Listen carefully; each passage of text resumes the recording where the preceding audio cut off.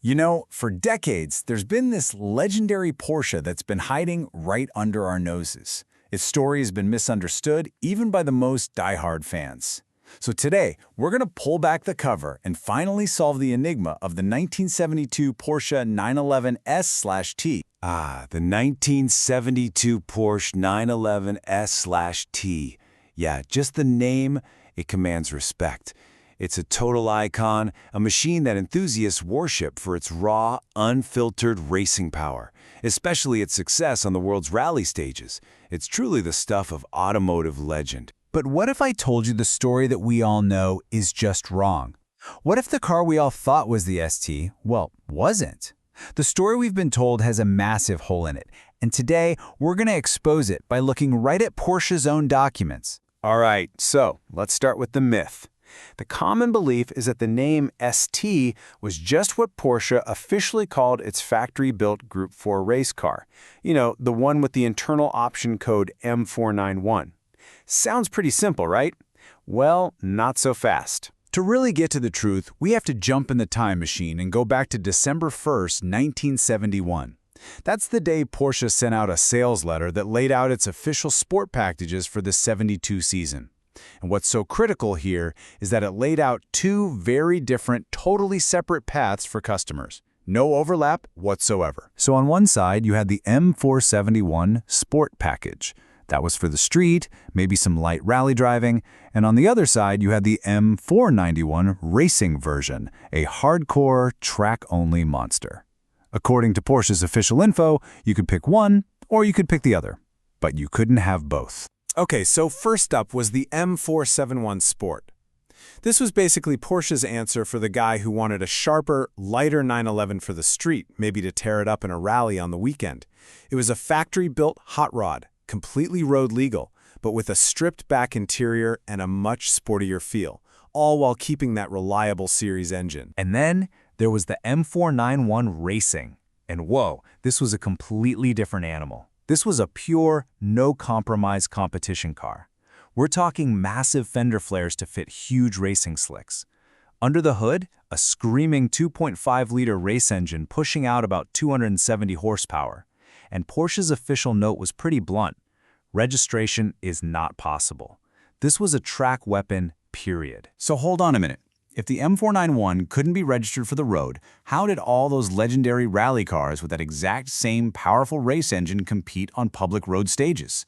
The official options don't add up, but this is the clue that cracks the whole mystery wide open. A special ordering process that let the top customers bend the rules. This loophole was called a Z-and track. You got to think of it as Porsche's secret menu.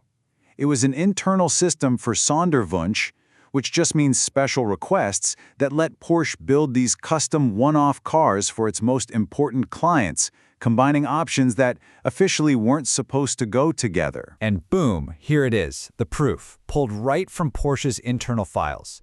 On these special orders, you'd find this field, Sonderwunsch. This one right here, this is the smoking gun.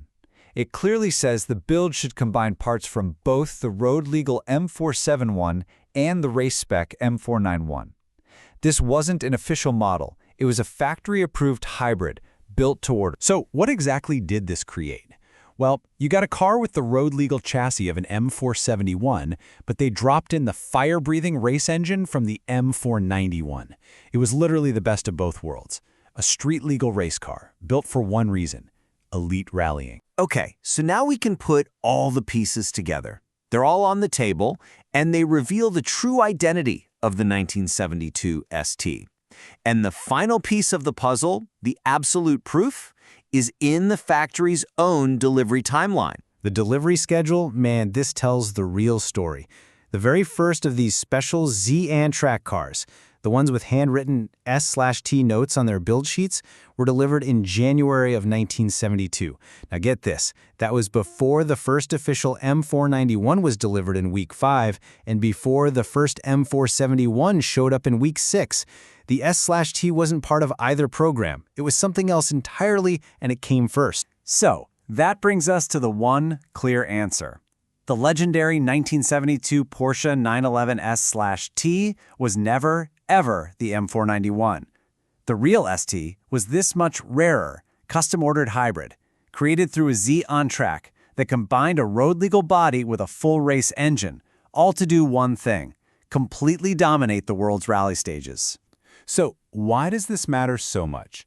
I mean, why get this deep in the weeds? Because it completely changes how we see the S's place in Porsche history. It wasn't just another factory race model, it was something way, way more special. Just look at this table. It lays it all out crystal clear. The M47-1 and M49-1 were standard choices, each with its own trade-offs. But the true ST, the Z-Track car, was totally unique. It was the only way to get the single most incredible combination: a full-on race engine in a car you could legally drive on the road. It was a true special request weapon.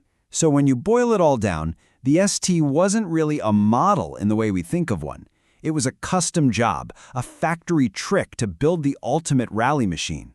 And that makes it so much rarer and more historically important than the M491, which, let's be honest, was just a standard race car on the options list by comparison. And that just leaves you with a fascinating question. This entire legend, this whole story, was unraveled just by looking past the myth and digging into the fine print of some old order forms. It really makes you wonder, what other incredible stories, what other legendary cars are still hiding out there, just waiting to be discovered in the archives?